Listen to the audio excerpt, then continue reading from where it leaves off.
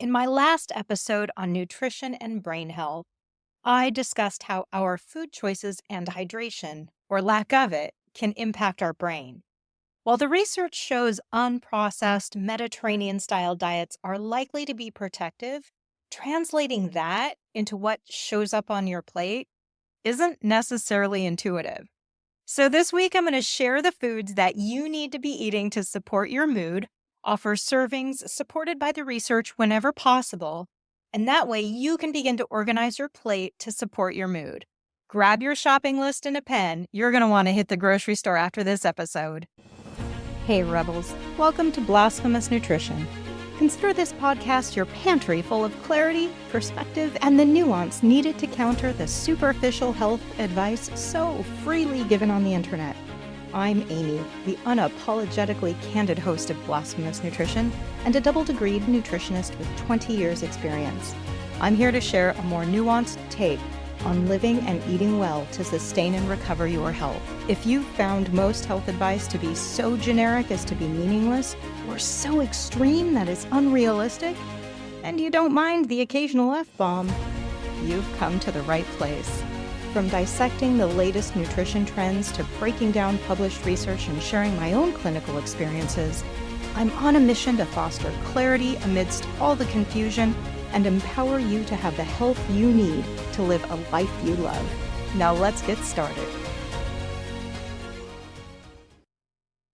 Welcome back to Blasphemous Nutrition. I'm Aimee, your professional protein and produce promoter. Today I'm going to begin with a brief recap summarizing the highlights of last week's episode and then jump right in to discuss the specific foods that research shows supports mental health and reduces anxiety and depression symptoms.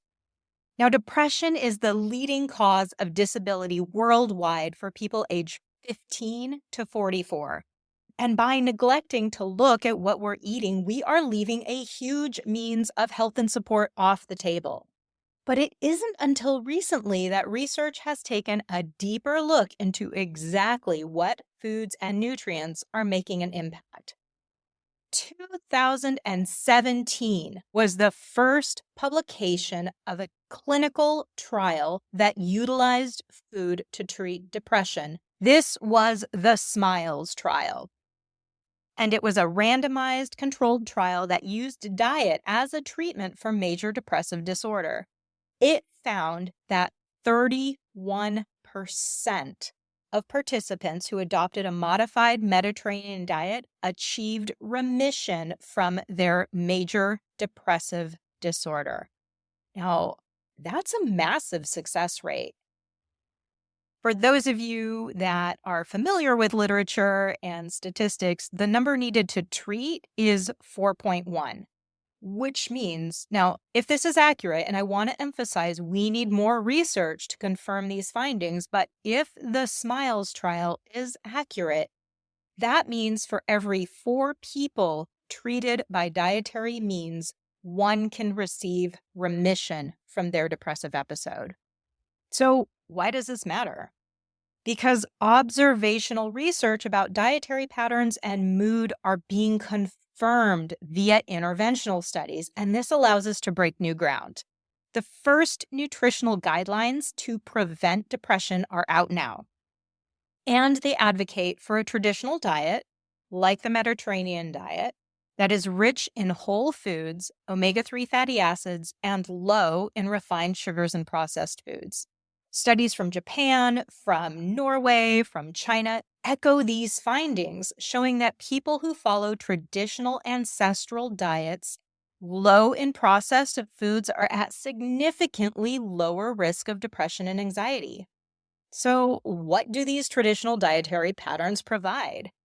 Certain nutrients like omega-3 fatty acids, B vitamins, zinc, magnesium, and vitamin D. These are crucial for brain health and maintenance, which I talked about last week.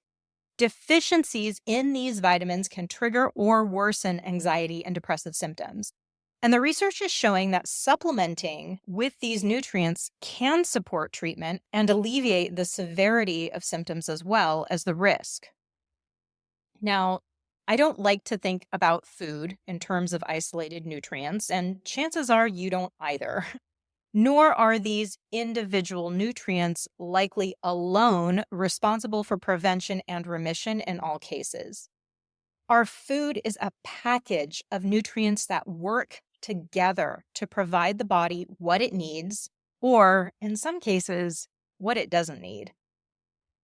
Traditional diets, which are rich in vegetables, fiber, and quality proteins like fish, have been linked to a decrease in depression risk, while Western-style diets that are filled with processed foods show the opposite trend.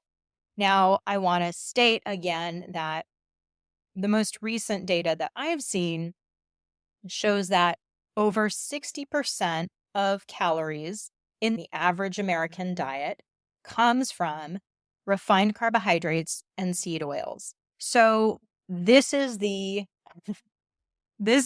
standard American diet. This is the sad situation that is literally fucking making us sad.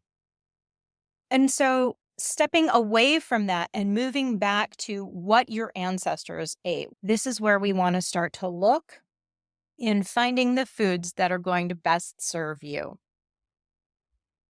So let's start with our macronutrients. Now, a macronutrient is a nutrient that the body needs in macro amounts, big, right? These are nutrients that we need daily and in large amounts. So looking at the research, there are 3 big macros that emerge, and that is our protein, our fats from omega-3 fatty acids, and water. Now, water is not considered a nutrient, but it is a macro level need by the body that can impact our mood and cognition. So I threw it in there for that reason. Protein intake can have an impact on mental health with potential benefits including reduced mental distress, improved cognitive functioning, and lower depression and anxiety symptoms. Observational studies of teenagers as well as elders suggest that higher protein intake is associated with reduced depression and anxiety. Protein might be contributing to improved mental health resiliency in a number of ways. The first thing that comes to my mind is protein's contribution to blood sugar stabilization. If you're not riding those highs and lows of glucose spikes and crashes, it is easier to maintain your mood. Additionally, our protein foods have high amounts of amino acids. And there are some studies that support amino acids in the preservation of mental cognition as well as mood in older adults. And Alzheimer's research is also looking at the impact that nutrition can have in the risk of developing Alzheimer's and the rate of disease progression. So this is something I'm going to talk about more in the next couple of episodes, so I'm just going to leave that little teaser with you. But to further support this idea that amino acids can impact our brain, data from the NHANES dataset taken from 2001 to 2012 showed that intakes of tryptophan from the diet, and tryptophan, if you may remember, that's an amino acid that is commonly found in milk as well as turkey. And it's we have this grandma wisdom of drinking a glass of warm milk before bed, or the post-Thanksgiving turkey coma being due to the tryptophan in these foods. Tryptophan is present in all animal foods, as well as soybeans, quinoa, and oats. That data set from NHANES showed that higher intakes of tryptophan were associated with lower self-reported levels of depression.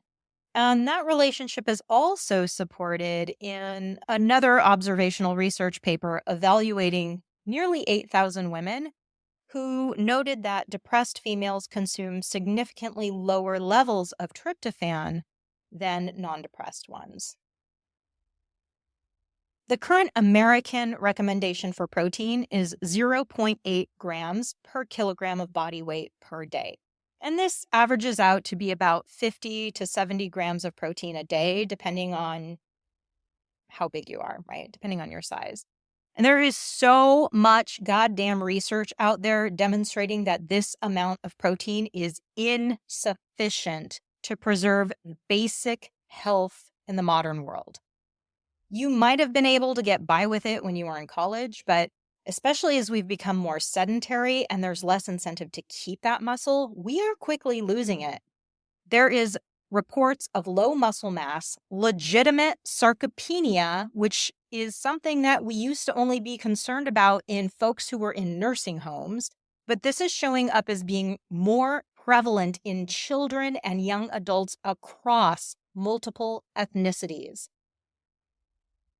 Not having high amounts of muscle mass, not having sufficient amounts of muscle mass needed to function makes these kids susceptible to inflammation and insulin resistance because they do not have enough muscle to effectively utilize glucose from their starchy foods.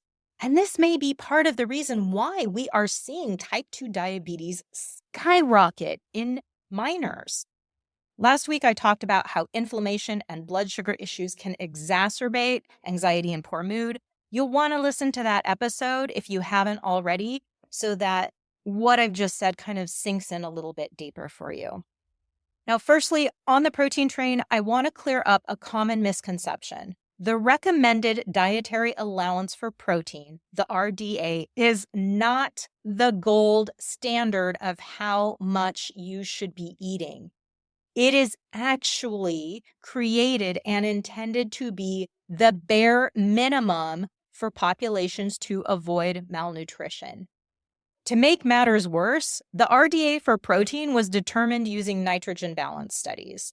And in order to do these studies, people are put on an experimental diet for several weeks, which gives the body a lot of time to adjust to a lower protein intake by slowing down these processes that are not critical for survival, but are critical for helping you feel your best and age well. Things like, I don't know, maintaining your muscle mass and strength, or keeping your immune system in tip-top shape. So while the RDA may keep you from developing kwashiorkor, which is extreme protein deficiency that results in a bloated round belly, and if you are of a certain age and you remember Sally Struthers talking about Save the Children, that's the image in mind, right? That's extreme protein deficiency due to starvation. The RDA will keep you from going there, but it is totally not a blueprint for thriving. In looking at the protein research that has emerged since we established our bare minimum back in the day, numerous researchers are demanding that we revise this, proclaiming we actually need twice the amount of the RDA, or roughly 1 to 1.2 grams per kilogram per day, to function and age well throughout our lifespan. So when you think of a standard serving of protein, which we've been taught is about the size of a deck of cards, effectively what you want to do from this moment forward is double that amount. That is the minimum protein serving for a generally healthy adult. Now, if you have a disease, if you're exercising, if you're trying to lose weight, your protein needs may be different than this. But really, aside from advanced kidney disease, getting more protein than 1.0 to 1.2 grams per kilogram is probably the direction you're going to want to lead. In generally healthy people, more protein is not shown to induce disease. You get these crazy ass pro-vegan influencers on the internet screaming about how protein is going to give you kidney disease, and that's bullshit. It's absolute fucking bullshit. There is not evidence in the scientific literature to support this, period. If you listen to influencers on the internet who are protein positive, you've probably heard that we need a minimum of 100 grams of protein a day. Now, this suggestion is based on a lot of this research that I'm talking about. 100 grams of protein a day is a general recommendation. Your specific needs are likely to be different. Just want to put that out there, okay? That said, in clinical care, I have seen obese, sedentary adults increase their muscle mass and lose fat by increasing their protein intake, even when they are not exercising. When I first started seeing this, it blew my freaking mind. And I was like, oh my God, this is the reversal of protein deficiency in action. And here's why. Muscle mass is expensive real estate for the body.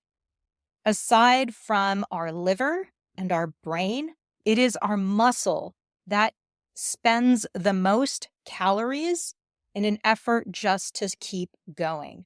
Your body is not going to invest in growing and building that expensive real estate, especially if you're on a reduced calorie diet, if it was not deemed essential. So this is another signal that I have seen firsthand that many people are actually walking around in a protein deficit. Now, 1.2 grams per kilogram per day is close to half of your body weight in pounds, expressed in grams of protein per day for my American listeners who hate math. So if you weigh 200 pounds, this means you're looking at a little bit more than 100 grams of protein a day. Now, the current RDA recommendations for that 200-pound person are about 70 grams of protein a day, not 100 grams of protein a day. The difference between these two numbers is most deliciously expressed by consuming an additional 4-ounce or 115-gram sirloin steak each day. So picking off the protein is our omega-3 fats. Omega-3 fatty acids are a type of fat found mostly in cold water fish, as well as some nuts and seeds, grass-fed animals, and omega-3 fortified eggs. These fats are potently anti-inflammatory and also crucial for brain development. The research showing the impact on omega-3 supplementation is pretty robust, but also quite mixed.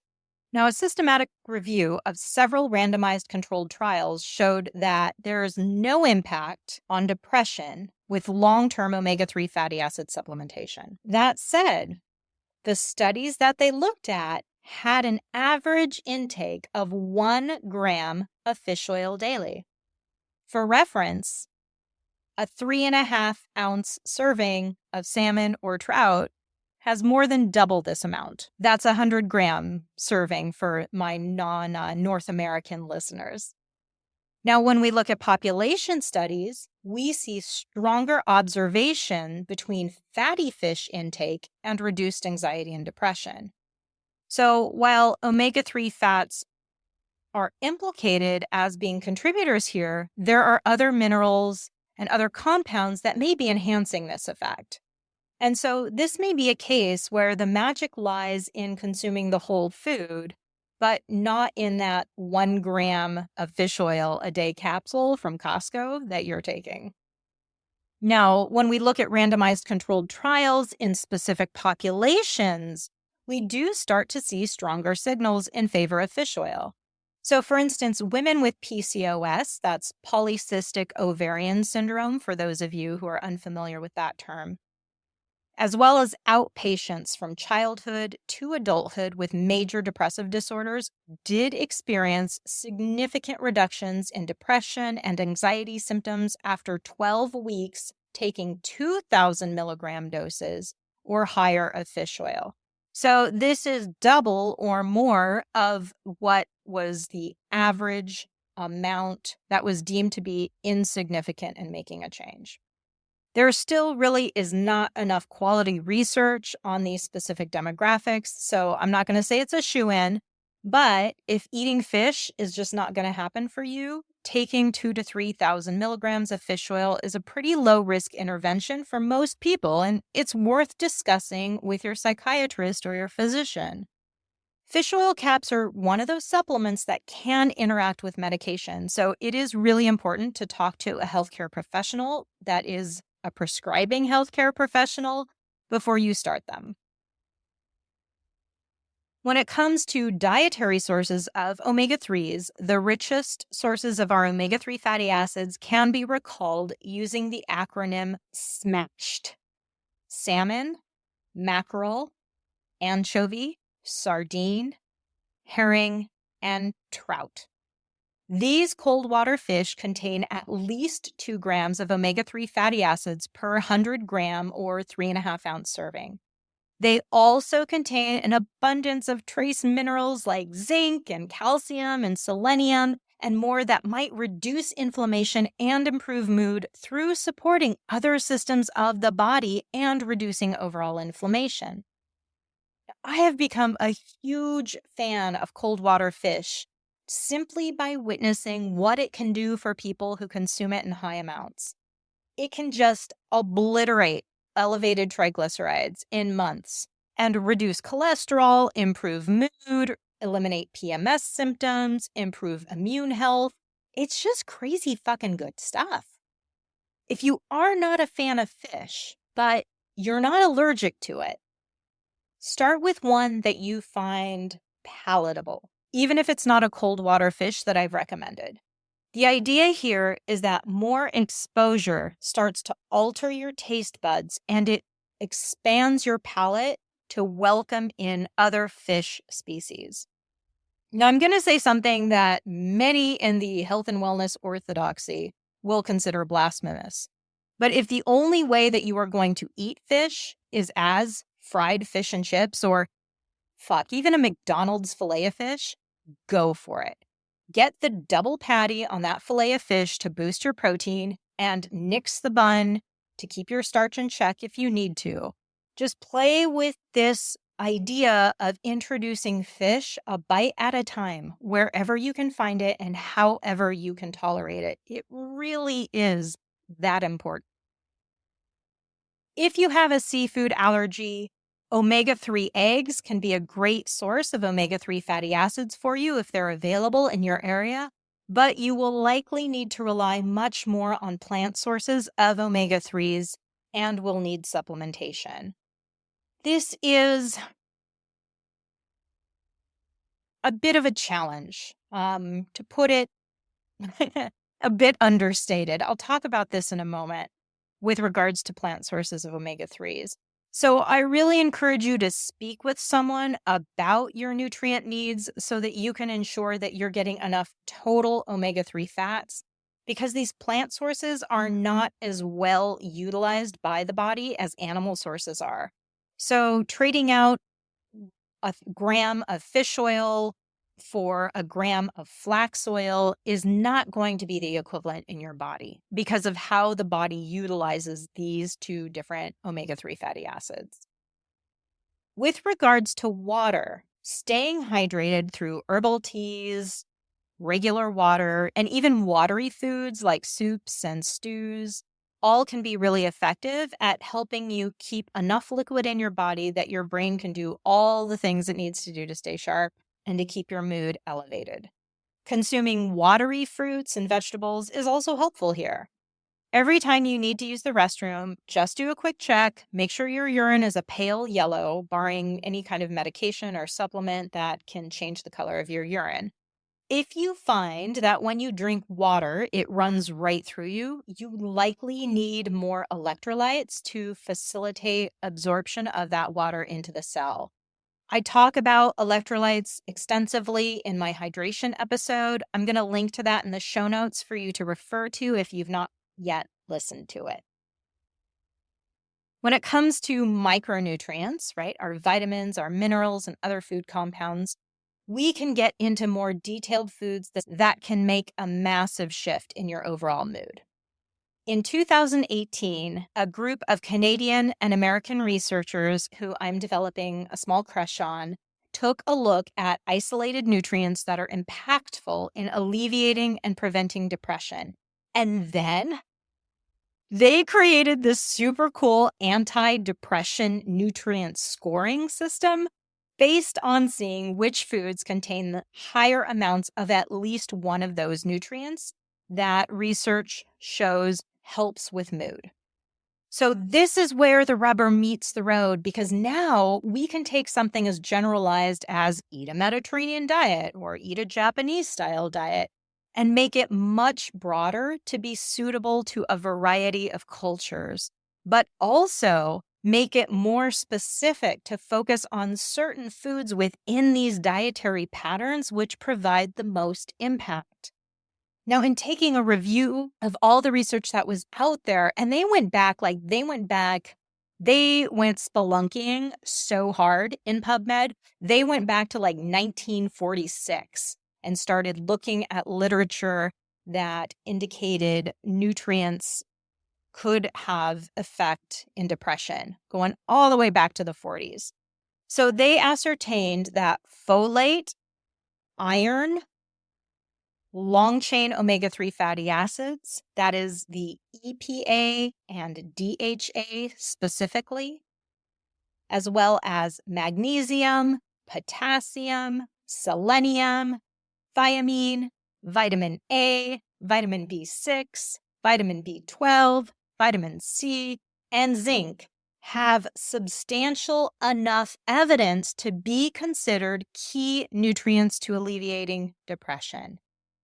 I can tell you right now, most people in Western industrialized societies are not consuming enough of many of these nutrients through the foods that they habitually eat. So they took these nutrients and then they went to the USDA food database to determine which foods that were in that database had the greatest concentration of these nutrients. They then took those foods and divided them up into animal foods and plant foods. Broadly speaking, the highest scoring animal foods were bivalves. These are oysters, mussels, clams, as well as various seafoods and organ meats. The highest scoring plant foods were leafy greens, lettuces, peppers, and cruciferous veggies. Now, these are the foods to focus on that you can then integrate into any culturally appropriate dietary pattern. So, if you, dear listener, have dietary proclivities that lean on the ancestral bent and you've been sold the benefits of a paleo diet, you're probably smiling right now and nodding your head with glee, the kind of glee that can only come from confirmation bias, as this group of health advocates are pretty much the only people I know who get excited about organ meats. Or if they're not yet excited about liver and heart, they already know that they are of high value nutritionally. But here again, we see how foods that are pretty much never on the Western dietary plate are, in fact, the ones that have the most power to balance and preserve our mental state. Seafood and green vegetables just don't show up very often on our plate unless we are proactively seeking them out. And most people who are under the age of 40 have never even tried organ meats unless they happen to grow up with an immigrant family member who was still cooking foods from the old country. I will say, though, that when we do a head-to-head comparison of vegetable foods versus animal foods, our veggies do come out on top. On average, they scored higher than animal proteins, with the heaviest hitters, the most nutrient-dense vegetables that contain nutrients to alleviate depression and anxiety being watercress, spinach, mustard greens, chard, beet greens, as well as salad lettuces like red leaf and romaine. Additionally, the cruciferous family, of which cauliflower, red cabbage, broccoli, kohlrabi, kale, and Brussels sprouts also scored highly. So if you're wanting to use vegetables to boost your mood, focus on the green veg and get at least half a cup of crucifers in every day as well.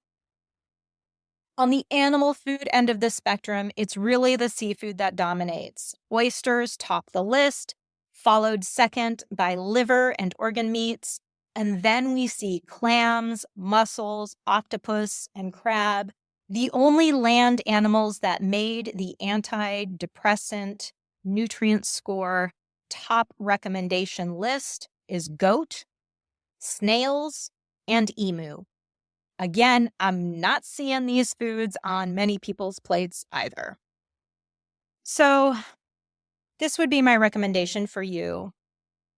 Broadly speaking, given that I don't know you, If you are struggling with depression and anxiety and you like seafood, start making it a part of your lunch or your dinner 2 to 3 times a week or more.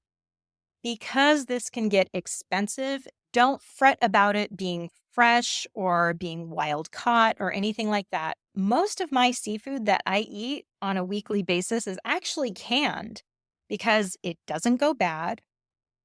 It's already cooked, so I can whip up something quick, and it's cheaper.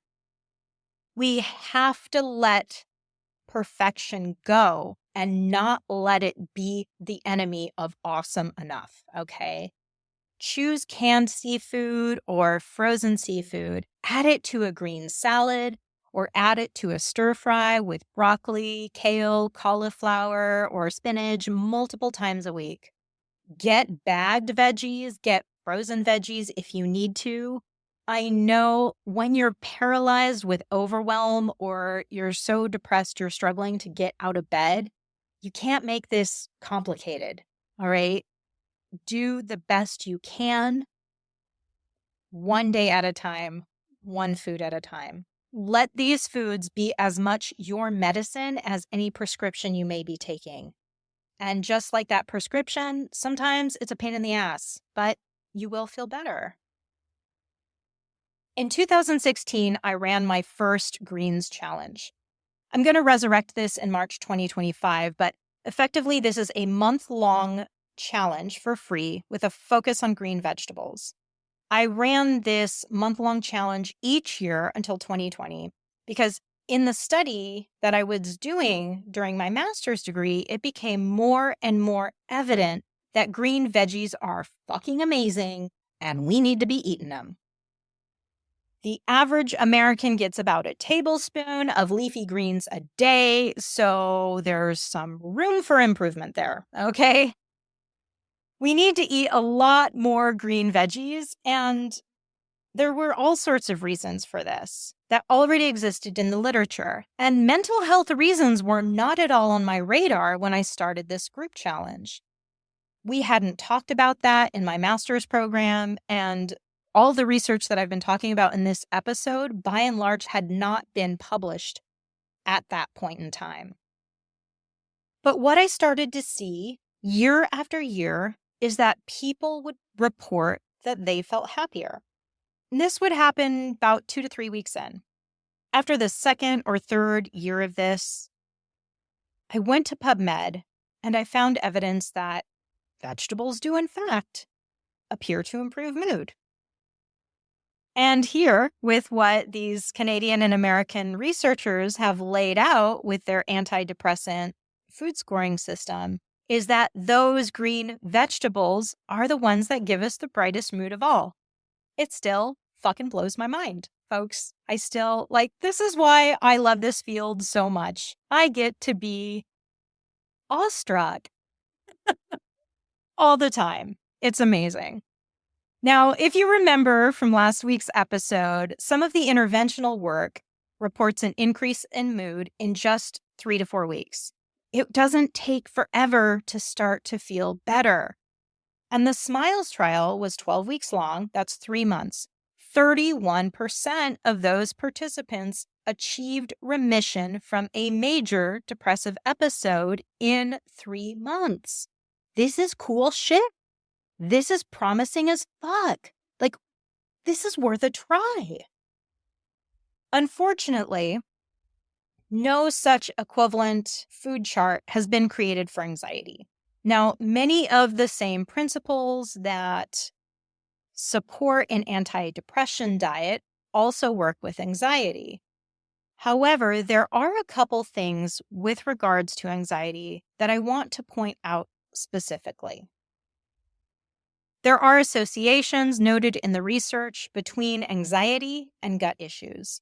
It's pretty well documented at this point that people who have IBS or SIBO, and for those of you unfamiliar with those acronyms, that's irritable bowel syndrome or small intestinal bacterial overgrowth.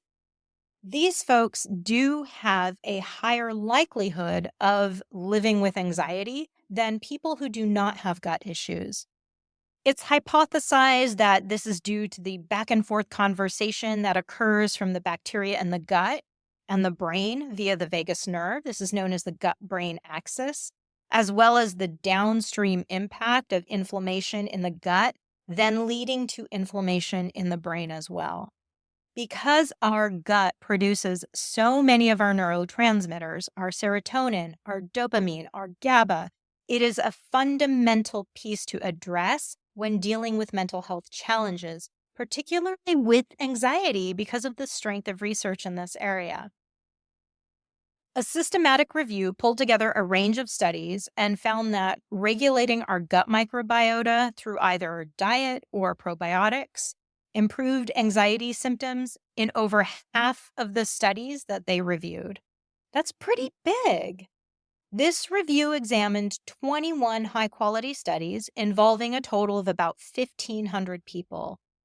Of those 1,500 people, 56% of them saw an improvement in anxiety symptoms, whether the intervention was through probiotics or dietary changes, especially if that dietary change was a shift to a low FODMAP diet. That's a common dietary prescription that is utilized to reduce bacterial overgrowth in the gut. Now, when it comes to probiotics, I don't want you getting caught up in some of this hype on the internet about these fancy, specific strains that are shown in research to reduce anxiety or to reduce depression. This is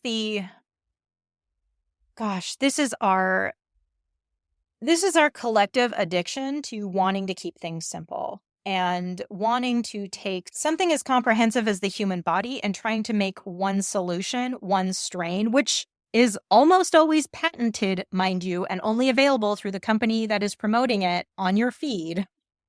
But the reality is much more complex than this, and the research shows that various probiotic formulas, whether they be single strain or multi-strain, are beneficial. The takeaway here is that probiotics work by addressing overall gut imbalances, which in turn can alleviate a whole host of issues beyond IBS or SIBO, like anxiety or bloating or even skin and allergic conditions. However, dietary interventions for anxiety, like the low FODMAP diet, are found, at least in this review of the literature, to be more effective than probiotics. Again, we're not going to be able to always supplement our way out of our health challenges. So before you reach for supplements, whether it's vitamin D or iron or magnesium or probiotics, consider starting with your diet. It is a simple, often more inexpensive way to help manage your anxiety. Because of the strong link between anxiety and inflammation, an anti-inflammatory diet is going to be paramount. Like the antidepressant diet, this means fewer processed foods, less sugars and artificial sweeteners, and more vegetables, more fruits, more fish, and more unprocessed grains. With respect to omega-3 fatty acids, EPA and DHA specifically, observational research shows low omega-3 fatty acid status in the blood is correlated with higher anxiety levels.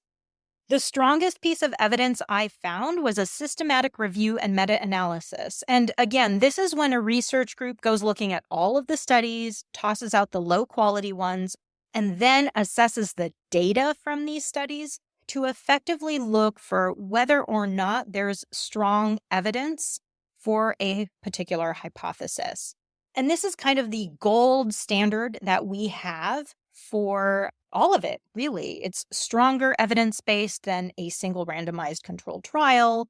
It's certainly stronger evidence-based than observational studies, right? When we look at the data collectively, we tease out the bullshit, throw it away, and then we analyze the data that those researchers did looking for that signal, right? So the researchers are basically fact-checking their colleagues and looking at what their peers have done and assessing it.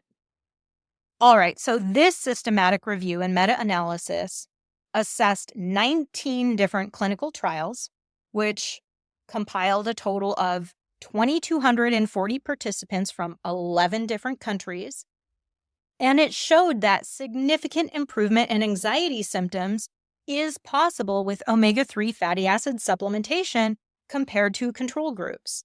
But here's the catch, though, and God, this is why whenever there is a data analysis as well, it's so valuable. These researchers noted dosing matters. In clinical studies where less than 2 grams of omega-3 fatty acids a day were given to participants, it was not a significant reduction. It's not going to cut it. You'll recall that was also shown in the depression-focused research. Better results are achieved with 2 grams of omega-3 fatty acids a day. And if the supplement you're taking is skimping on the DHA, it is not as effective for relieving anxiety specifically. EPA-heavy supplements with more than 60% of the total omega-3 fatty acids coming from EPA showed no significant effect in this systematic review and meta-analysis. So if you are taking fish oil caps specifically to alleviate anxiety, you want to look at the label and assess how much EPA and DHA is present in each capsule. With regards to food sources of omega-3 fatty acids, while flax seeds and chia seeds are really high in omega-3 fats and walnuts look like these cute little brains that we just want to nibble on, these plant-based sources are mostly packed with an omega-3 fatty acid called alpha-linolenic acid. That's known as by the acronym ALA. ALA is the plant-based source of omega-3 fats. Your body has to convert that ALA into EPA and DHA to have the anti-inflammatory effects, the cardiovascular effects, the brain effects that we're looking for. But the human body is only able to do so at a measly 5% conversion rate. So if you are serious about getting brain-boosting, anxiety-crushing omega-3 fatty acids, you want to stick with those smashed fish. The salmon, the mackerel, the anchovies, the sardines, the herring, and trout. And speaking of salmon, it's a double whammy because it also is loaded with this antioxidant called astaxanthin. And that keeps omega-3s from going rancid, and it even brings some additional neuroprotective perks to the table. I'm going to get even more nerdy, but stay with me. It's worth it. DHA does come in different forms. And just like the broader omega-3 fatty acids, not all of them work the same. There is a specific kind of DHA called lysophosphatidylcholine conjugated DHA that is found in fish roe as well as krill oil. Now, this specific kind of DHA basically has a VIP gold pass straight into your brain, thanks to a transporter protein at the blood-brain barrier that it uses to access the brain. So this transportation system is especially helpful when your brain is inflamed because sometimes inflammation can reduce absorption of certain compounds.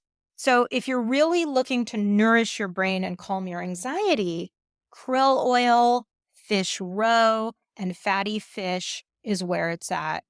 I am so craving sushi right now. I cannot even tell you. Long story short, omega-3s, especially the right kind and the right dose, do have solid scientific backing for easing anxiety symptoms. And when it comes to food sources, go for the fatty fish or supplement with krill oil or fish oil. This is your best bet. Additionally, curcumin or turmeric is also shown in some studies to alleviate anxiety to a degree. This would likely be due to anti-inflammatory mechanisms, as turmeric is known to be a very effective anti-inflammatory, just like omega-3 fatty acids. There was one study done on mice that showed that turmeric can actually increase the enzymes that their little mouse bodies use to convert omega-3 fatty acids into DHA. That was super interesting. So we don't yet know if this translates to humans, but when I read that, I was thinking it'd be kind of cool to make a turmeric dressing with flax oil instead of olive oil. And then you get these plant-based omega-3 fats, but then you get the turmeric, which, at least if you fed it to your pet mouse, would make them happier and less anxious.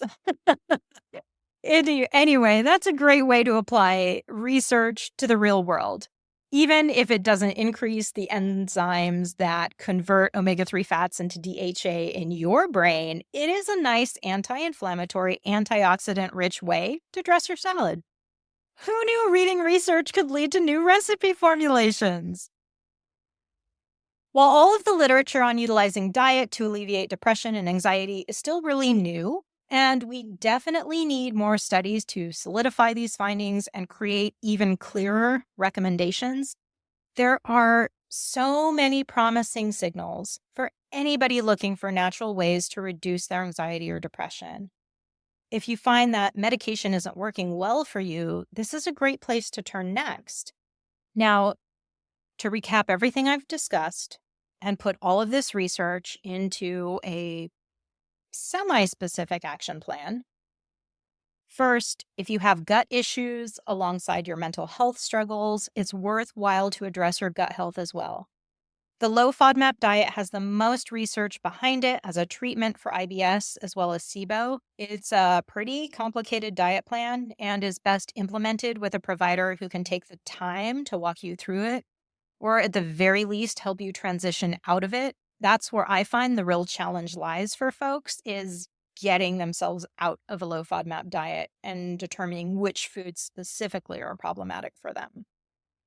Moving forward, for everyone, consider a protein serving to be 2 decks of cards long. Ideally, this is eaten at least twice a day to ensure that you're meeting recommendations that are backed by more current research. And again, if you're active, if you're trying to lose weight, if you're over 40, you probably need more than this. Talk to a nutrition professional to dial in your specific needs. Hydration, you want to drink enough liquids and eat enough watery foods that your pee is the color of straw, a nice pale yellow, right? Also, be sure to eat your green veggies every single day. Finally, begin incorporating a source of omega-3 fats into your diet multiple times a week. Or try a dose of fish oil or krill oil if anxiety is your primary concern at 2 to 3 grams after you have cleared that with a prescribing medical provider if you're on any medications. Now, if you struggle with anxiety, DHA-forward omega-3 supplements that have more DHA than EPA are going to be important for you. Krill oil is also a good choice. Remember, food sources overall are shown to be more effective in the literature than supplements, so keep that SMASHED acronym in mind. That's the gist of it, folks. Remember, as specific as these recommendations are, they're still pretty general guidelines, so your unique circumstances may require tweaks and adjustments in order for this to be sustainable or effective for you. What these recommendations provide are guidelines to improve your diet quality that align with what the research is suggesting alleviates depression and anxiety. What we really need next is more studies implementing dietary protocols that are based off of this research that has been found, using all the different things that we've been able to tease out as being supportive for a healthy mood. That said, the guidelines that I've cobbled together are pretty safe to implement as part of a more comprehensive mental health plan. Some of you are still going to feel like, oh my God, how do I even do this? And I have some free resources for you if you don't want to wait until next March to join my live group for free. Firstly, you can download the recipes that I created for the Greens Challenge and start having a repertoire of green veggie focused recipes that I've personally tried and used in my own kitchen for years. There will be a link to that in the show notes. Second, you can go even deeper and do the Greens Challenge yourself as a DIY program online. That link is also in the show notes. Finally, if you really thrive on accountability or you need more personal support, you can reach out to me in the link below, set up a time to talk with me at no cost about what this could potentially look like for you. If you know somebody who is struggling with depression or anxiety, please share this episode with them, as well as last week's episode where I discussed some of the reasons why these foods may impact depression and anxiety. We are all made better when we help one another. I wish you well. I wish you health. I wish you happiness. Until next time, my blasphemous buddies, continue to question the wellness orthodoxy and push those boundaries. Any and all information shared here is for educational and entertainment purposes only and is not to be misconstrued as offering medical advice. Listening to this podcast does not constitute a provider-client relationship. Note, I'm not a doctor nor a nurse, and it is imperative that you utilize your brain and your medical team to make the best decisions for your own health. The use of information on this podcast or materials linked to this podcast are at the user's own risk. No information nor resources provided are intended to be a substitute for professional medical advice, diagnosis, or treatment. Be a smart human and do not disregard or postpone obtaining medical advice for any medical condition you may have. Seek the assistance of your healthcare team for any such conditions and always do so before making any changes to your medical, nutrition, or health plan.